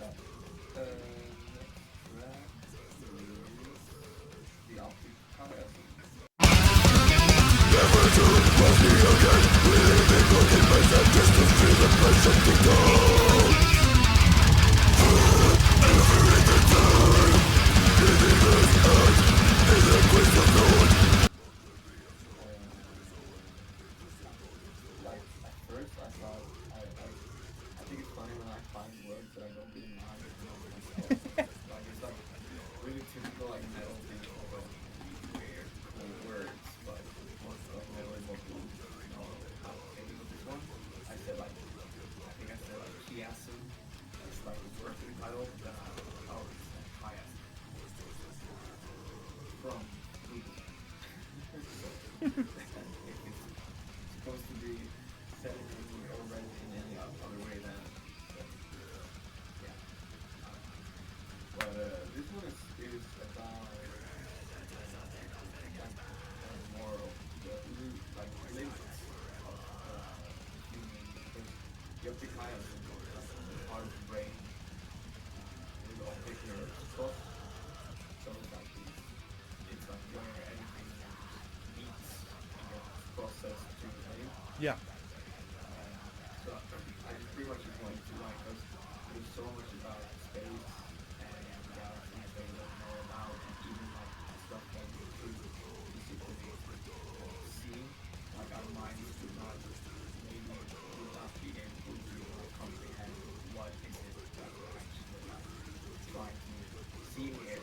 Yes. To communicate with, and that the optic chiasm is just starting to like break and malfunction and sort of like go mayhem because we've like reached of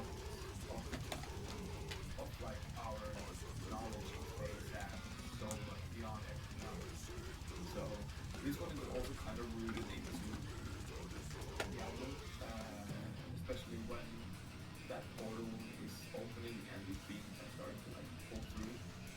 Then the optic chiasm is starting to like Short circuit, yeah. it's like like my brain and my optic chiasm is physically not capable of comprehending this information. Yes. So and it just makes you go apeshit pretty much. That's what this song is about. Fair enough. Yeah. And the optic chiasm then definitely plays into the album title, I think, of Observers of the Inevitable.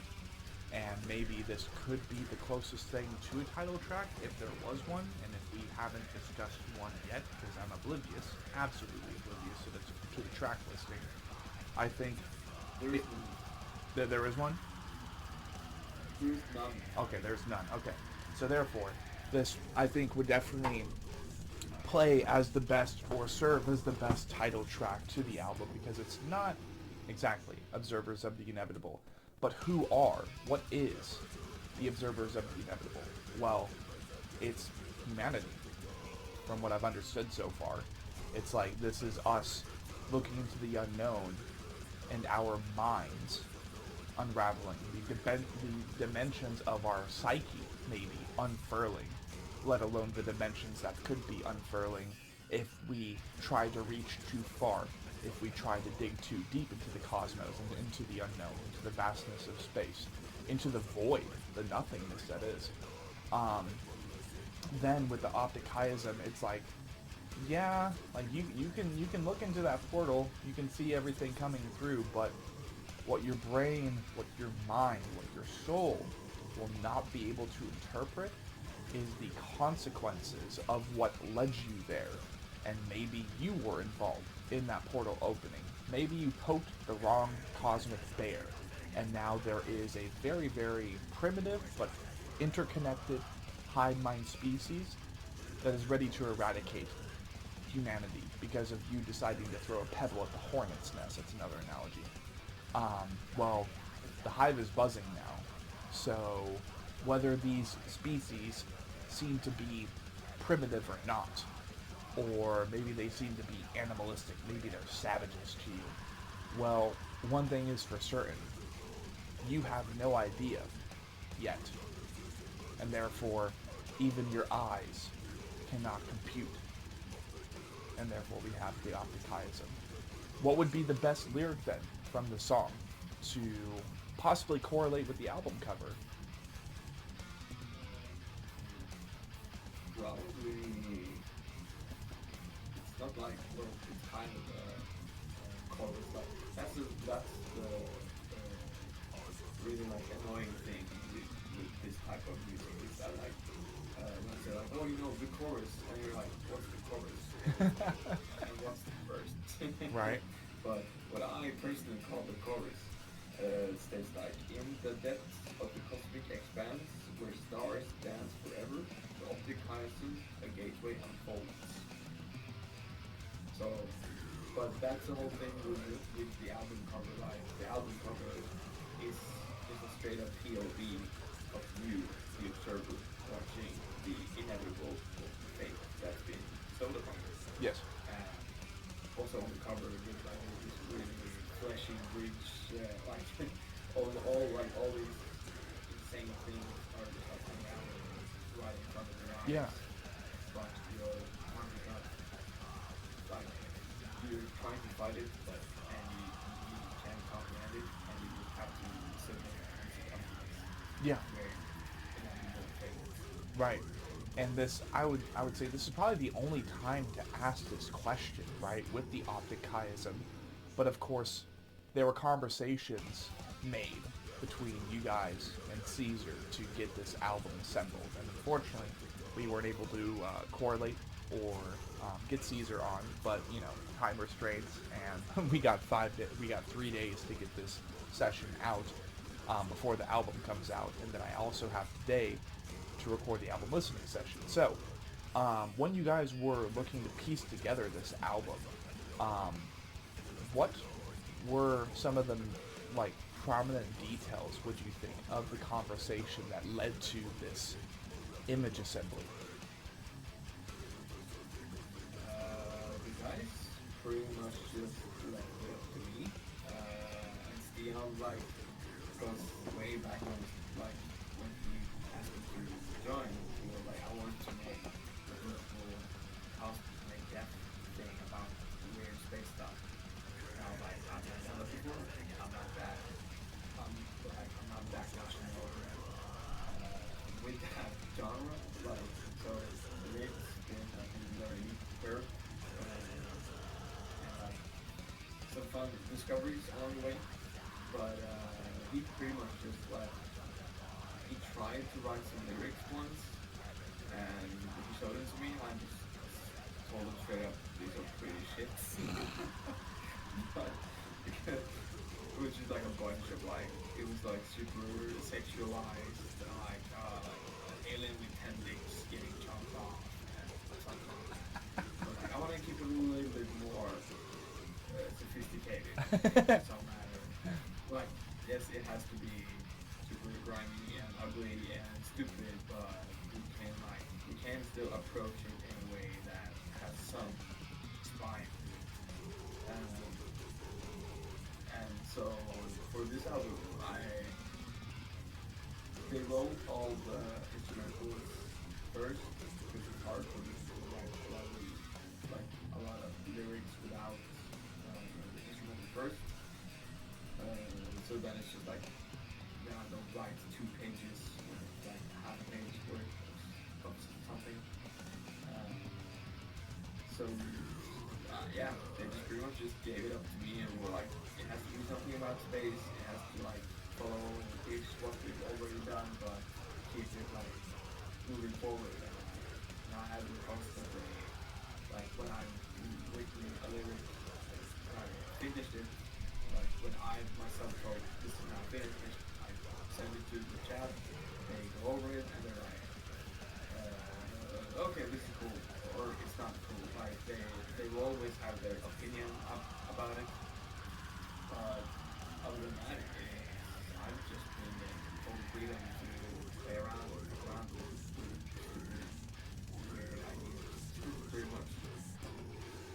So then, if it was left up to you to have this conversation with Caesar, um, you just told us that this album cover depicts a POV of someone just observing a portal open up, and all of these more primitive, maybe agitated, aggressive sentiences coming through the portal. Nothing good is happening. You're on a flesh bridge. Like, why are you on a bridge of flesh in the first place, and then a portal's opening up? That's weird in and of itself. But what would you think were the most important talking points when giving the idea to Caesar that would then eventually become the album cover? I gave him all that freedom too. Like I gave him 3 or 4 songs, like the ones we are like together. I gave him those because they were the ones we finished first as well. It's not wise and beautiful one. So I sent him those. I sent him that quick just a small chat with like what I have in mind what it's all about. Yeah. And then I was like, it's important for you to get some inspiration. And I sent him all the lyrics for those songs. So it's my interpretation of this like whole story, and it's also his interpretation of my story by going through all the lyrics and all the ideas. And he just knocked it right out of the park. It's insane. Like we're so happy about the cover. Sweet. So he pretty much just nailed what my idea were. Sweet. And more or less then it was improv, like there was no like phone calls or anything like, hey, we want to see a flesh bridge, or hey, there has to be a portal in there somewhere. You're just like, yeah, I mean, just go off the lyrics. Have fun. Well, there is a lot of flesh and portals in the lyrics, so... That's true. That's fair. So, I guess that's where he found the inspiration for that. Flesh bridge with a spine on it. Yeah. Yeah. Even though that's not a lyric or anything. There's no way to be able to write about a spine on a bridge, but he was like, that's fucked up enough, I'll do it. Hell yeah. Hell yeah. Okay. Well, then we move from the optic chiasm into the next track. Yeah, the second last track, which is the last single we put out, called Assembling Deformities.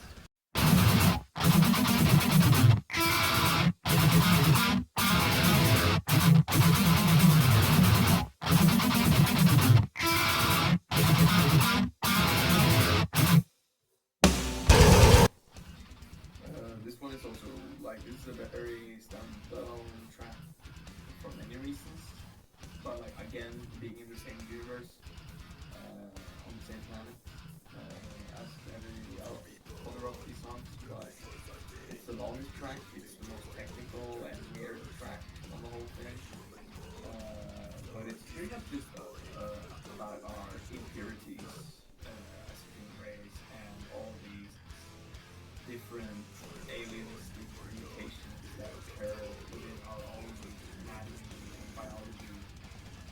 Are super fascinating.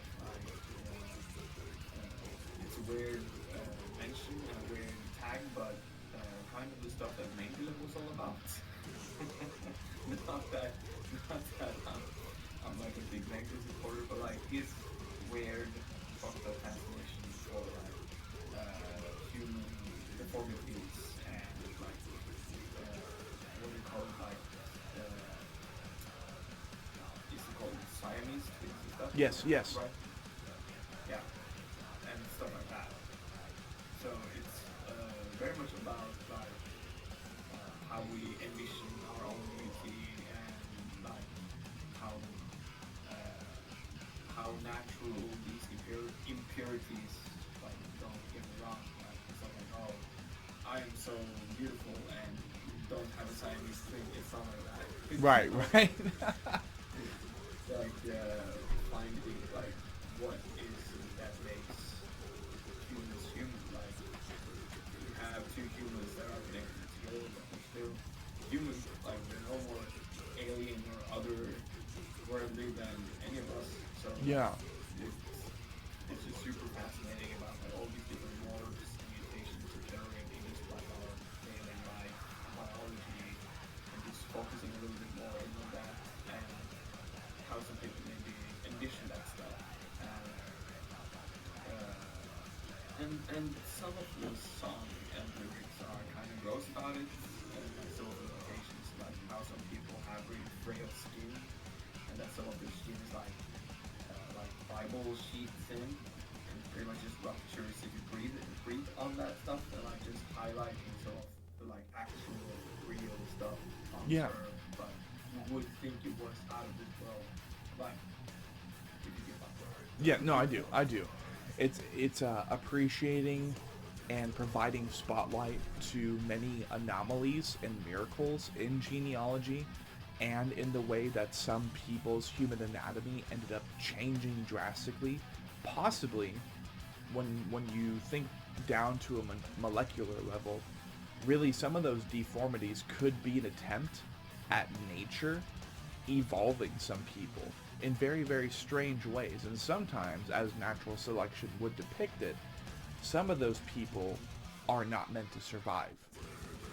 Not for long, not at all sometimes, but still, in human nature, whether you are a misanthropist or you are humanitarian, well, sometimes those are blessings. Sometimes those are curses, like having pardon me, paper thin skin. Like, who's to say that that isn't to drive a person to go deep within the earth and never return to the surface? That way, they're not nearly as exposed to the sun as other people would be, in which those other people would be fine. And even being out in the sunlight for like 10 minutes for people like that with paper skin, maybe they would catch fire, maybe they would poof ablaze, right? But then maybe if they go in deep into the earth, and maybe that if that is what nature is intending for them to do, maybe that then creates and kickstarts a whole new species of humanity that then eventually, if you believe in the theory, would run into other things already beneath our feet. Because I've heard whispers, I've heard rumors that there are species beneath us now, and if the U.S. government wasn't bullshitting, like, apparently some of the Greys and some of the alien species or some of the UFOs that we've been seeing all these years, they just end up shooting down into the ocean, and some of those civilizations are deeper within the earth than we've ever gone. But because they have the capabilities to do so, who isn't to say that most of these deformities and most of these mutations are meant to send humanity elsewhere, and they're meant to send them off-world or deep within the world? So it's definitely like, it's a very spooky and extraterrestrial theme that then still, I think, corresponds fantastically with the whole like alien traditional tech death vibe that Celestial Scourge has always presented in its discography. But then it kind of opens the doorway to possibly talk about stuff more like that, more specifically, in the future, like as your discography continues to grow and expand. So, what do you think would be the best lyric in this song to emphasize that no, it's not to say that deformities or anything like that are meant to make people into aliens or monsters, but the genealogy and the anomalies that present those cases are interesting, and back in the day, maybe people with more ignorant minds might regard them as aliens. Like, Yeah, no, I think it's more like meant to be communicated, because like you see some nature documentaries, you watch it and you're like, I can't believe it's from this world. Like, it's kind of like that same, but like within our own human biology. Like, you can't believe that's on this earth. Not like alienating people, but like no. just share like all of that's possible, like human curve. But I think what like my favorite chunk is probably the whole like the first thing that's mentioned, which is to be born with blissful sighting, erupting joy out from the caretakers, the human walks starting its endless morning, finally discovering death. Which is just like the whole cycle of life for everyone, and like that cycle always remains the same. Yeah. How different we are. Yeah, so one thing that we all share is the two opposing forces of life and death, like no matter what, until we access some very, very strangely elongating, near immortal technology from other sentiences. Up until that point, like we're all mortal, no matter what. I like that. That's cool. So then we dig into the final track of this album. What's the title? Yeah.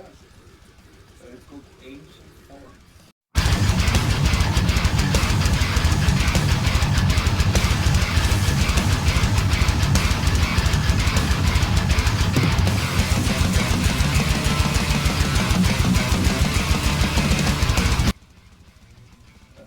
So this is the closing track for our whole story,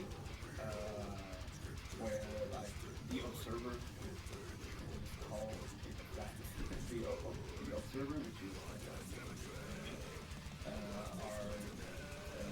we have managed to like some of us have managed to get out of those like vessels that were earlier on.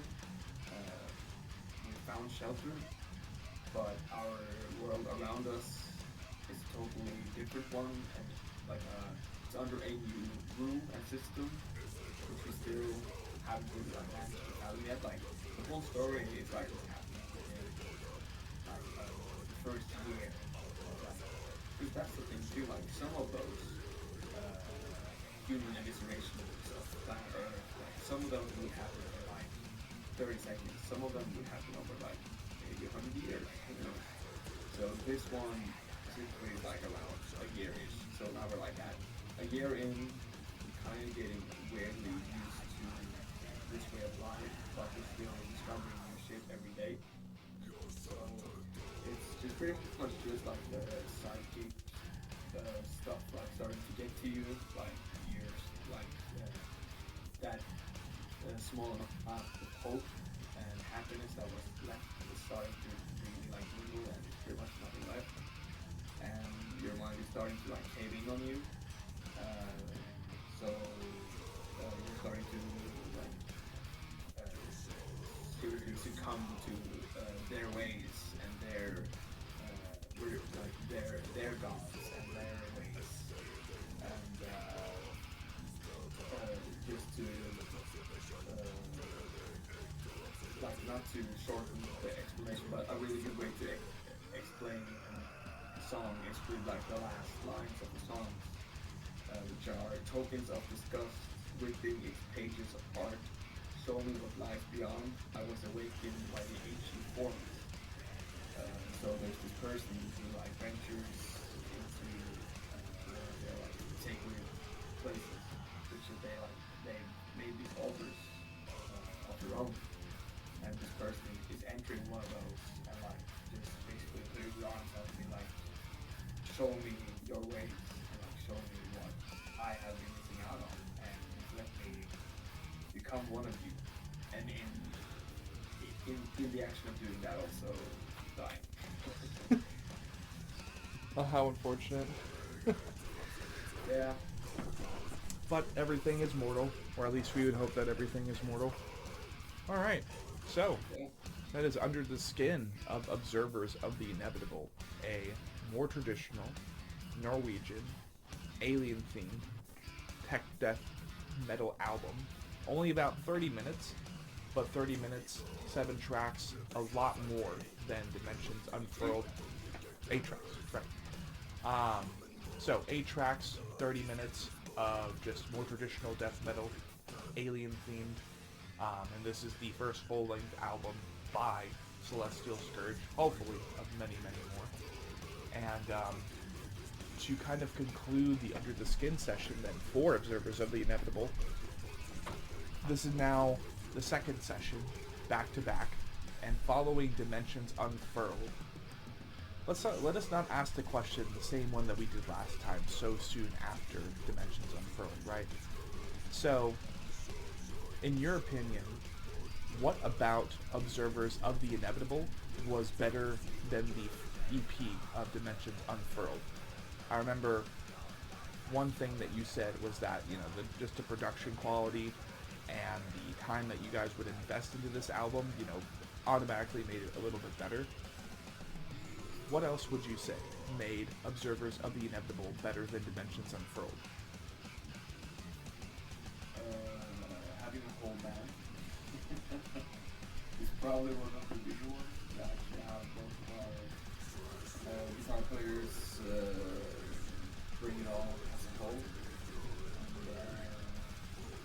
feeling like a unit coming into it instead of like three guys asking someone else to play guitars and just have a finished product.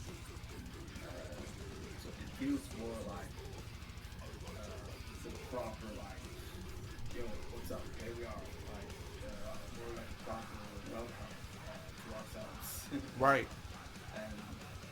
and more like a true statement of what this band is capable of, and like venturing into what we are, what we really want to make, what we really want to do. Because like with Dimensions Unfurled, it's a lot of the stuff, like a lot of them were demos Stian made, and we gave them good studio production and turned them more into songs. But like all of the servers of the Inevitable songs from scratch, just like we're gonna make a good song, we're gonna take that track and we're gonna do it together, and like everyone is wanting to make fun music that doesn't take itself too seriously, but also at the same time we don't fuck around whilst we are fucking around.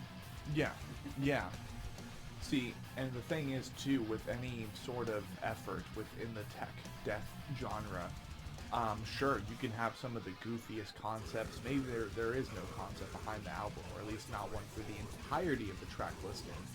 But when you have an album cover like you did for Observers of the Inevitable, a consistent color theme, and even more or less a title track for it, you have to be a little bit more sophisticated with the instrumentalization as well as the vocalizations, how that comes together, and then boom, a finished product. Not taking yourself too seriously, but respecting the genre and respecting the level and instrumental capabilities behind what makes tech death, whether it's modern iterations or more modernized iterations like Archspire, or more traditional shit like the Faceless and Necrophagus. Like, you have to keep in mind that it's not simple slam. It really isn't. But it also ends up sometimes being more fun that way when you're not just specifically centering in, focusing on the just brain dead heaviness. You can still be heavy, but also be fast and give yourself a challenge. So I love that about Celestial Scourge so far, and I can't wait to listen to Observers of the Inevitable on my own. That way, again, you're not up until 1 or 2 o'clock in the morning. So I hope, crossing my fingers, that we nail down like at least 3 weeks in the US. Oh yeah. Next year. That shit takes time. Yeah, no, absolutely. Visas and the cost to get overseas in the first place, and then, to have everything safe and sound secured under lock and key as you're going across the country. Well, I mean, if that does end up happening, I look forward to meeting you guys in person somewhere in the East Coast, hopefully. Yeah. Hopefully, like, I have no idea. I think we're either going to be moving over to Tennessee or South Carolina. So hopefully, if nothing else, look into setting up a tour for like the eastern seaboard. That way you can just go from Florida, go all the way up, and then dot across.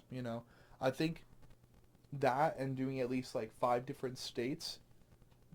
Where if you're doing 2 to 3 weeks, that's a little bit different. You can't just stick to the eastern seaboard for 2 or 3 weeks. So at least start there.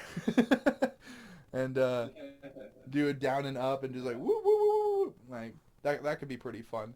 But I wish you guys the best of luck then with getting all that set up. I wish you guys the best of luck with the various festivals that you're planning to attend to. I'm hoping that by getting this session out alongside the album, hopefully other various European talent will be willing to either jump on board and open for you guys, or if you can just secure an opportunity with bands like Viscera or something and just like kind of hop across Europe for a little bit, I'm sure that they would love that as well.